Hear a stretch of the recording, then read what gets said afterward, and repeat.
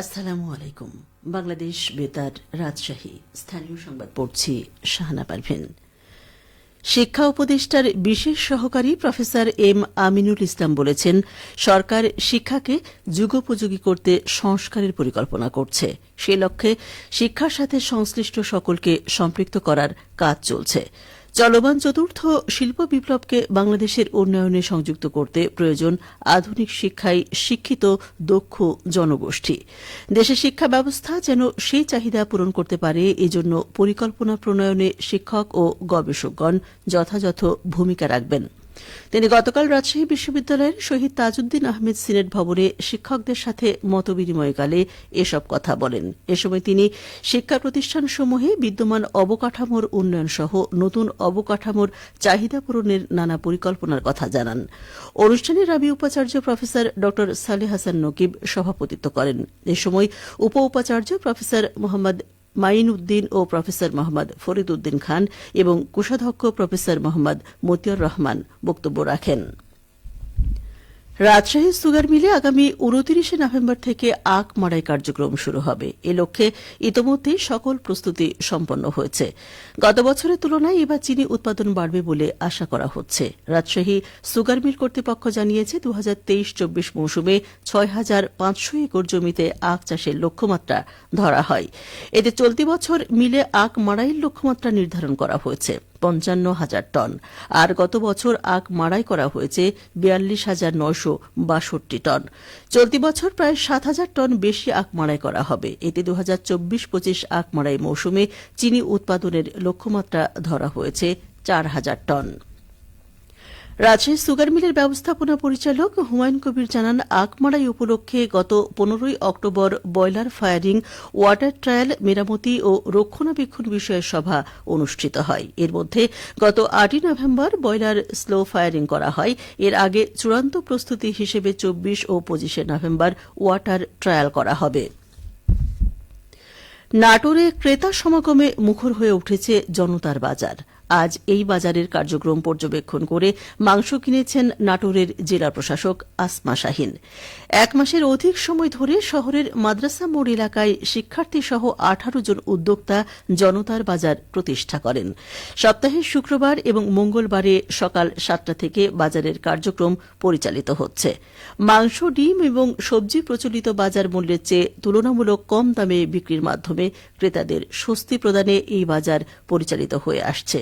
সরাসরি উৎপাদকের কাছে সংগ্রহ করায় এই বাজারে পণ্য মূল্য কম বলে জানান উদ্যোক্তারা। জেলা প্রশাসক আসমা শাহীন বলেন, জনতার বাজারের এই উদ্যোগ অনেক প্রশংসিত। বাজারের পরিধি বৃদ্ধি করতে পারলে সাধারণ ক্রেতারা স্বস্তি পাবেন, পাশাপাশি প্রচলিত বাজারে পণ্য মূল্যের ইতিবাচক প্রভাব পড়বে। নওগাঁর পত্নীতলা উপজেলার মদিল বিএল উচ্চ বিদ্যালয়ে নিপা ভাইরাস ও আমাদের করণীয় শীর্ষক এক সচেতনতামূলক কর্মশালা অনুষ্ঠিত হয়েছে। গতকাল বাংলাদেশ রোগতত্ত্ব, রোগ নিয়ন্ত্রণ ও গবেষণা ইনস্টিটিউট এই কর্মশালার আয়োজন করে। কর্মশালায় বক্তারা বলেন, নওগাঁ জেলার পত্নীতলা ও নিয়ামতপুর উপজেলা নিপা ভাইরাসের অধিক ঝুঁকিপূর্ণ এলাকা। বাংলাদেশে ২০২১ সাল থেকে প্রতি বছরই নিপা ভাইরাসের প্রাদুর্ভাব দেখা গেছে। এ ভাইরাসে আক্রান্ত হয়ে মৃত্যুহার ৭১%।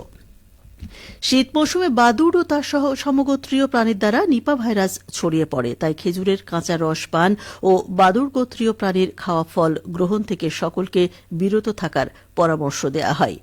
এছাড়া স্থানীয়দের মাঝে নিপা ভাইরাস সম্পর্কিত সচেতনতামূলক লিফলেট বিতরণ করেন আইইডিসিআর এর প্রতিনিধিরা।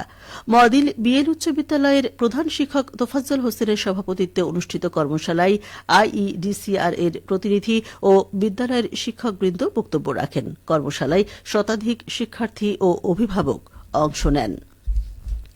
নওগাঁর পোরশাই মাসিক উপজেলা উন্নয়ন সভা অনুষ্ঠিত হয়েছে। গতকাল উপজেলা পরিষদ মিলনায়তনে অনুষ্ঠিত সভায় সভাপতিত্ব করেন উপজেলা নির্বাহী কর্মকর্তা আরিফ আদনান। সভায় পোরশা উপজেলা প্রশাসনের বিভিন্ন দপ্তরের কার্যক্রম পর্যালোচনা ও চাষাবাদের উপর গুরুত্ব আরোপ করা হয়। এছাড়া মাদক, বাল্যবিবাহ ও চোরাচালান প্রতিরোধে কার্যকর পদক্ষেপ গ্রহণের বিষয়ে আলোচনা হয়। সভায় উপজেলা সহকারী কমিশনার নাবিলা ফেরদৌস সহ উপজেলার বিভিন্ন দপ্তরের কর্মকর্তাগণ অংশ নেন। রাজশাহীতে প্রথম আলোর আয়োজনে ও স্পাহানি গ্রুপের পৃষ্ঠপোষকতায় দ্বিতীয় আন্তঃবিশ্ববিদ্যালয় ফুটবল টুর্নামেন্ট অনুষ্ঠিত হয়েছে। গতকাল রাজশাহী মুক্তিযুদ্ধ স্মৃতি স্টেডিয়ামে এই খেলা অনুষ্ঠিত হয়। দিনের প্রথম খেলায় রাজশাহী প্রকৌশল ও প্রযুক্তি বিশ্ববিদ্যালয়কে ৬-১ গোলে পরাজিত করে রাজশাহী বিশ্ববিদ্যালয়। সি গ্রুপের দ্বিতীয় রাউন্ডের খেলায় বরেন্দ্র বিশ্ববিদ্যালয় মাঠে উপস্থিত না হওয়ায় আস্তানিয়া মিশন বিজ্ঞান ও প্রযুক্তি বিশ্ববিদ্যালয়কে বিজয়ী ঘোষণা করা হয়। পরের ম্যাচে আস্তানিয়া মিশন বিজ্ঞান ও প্রযুক্তি বিশ্ববিদ্যালয়কে ১৬-০ গোলে হারিয়েছে রাজশাহী বিশ্ববিদ্যালয়। রাজশাহী বিশ্ববিদ্যালয়ের হয়ে একাই ৫ গোল করে ম্যাচ সেরা হন জাহিন মোহাম্মদ। একই ম্যাচে হ্যাট্রিক করেছেন নোয়েল ত্রিপুরা। সি গ্রুপের চ্যাম্পিয়ন হওয়া রাজশাহী বিশ্ববিদ্যালয় আগামী ৫ই ডিসেম্বর ঢাকায় চূড়ান্ত পর্বে খেলবে। সবশেষে আবহাওয়া। আজ দুপুর ১২টায় রাজশাহীতে তাপমাত্রা ছিল ২৭.৪ ডিগ্রি সেলসিয়াস। এ সময় বাতাসে আপেক্ষিক আর্দ্রতার পরিমাণ ছিল ৫৮%। রাজশাহী পার্শ্ববর্তী এলাকায় আজ সূর্যাস্ত সন্ধে ৫টা ১৮ সংবাদ শেষ হল। আমাদের পরবর্তী সংবাদ দুপুর ২টো ৫ মিনিটে।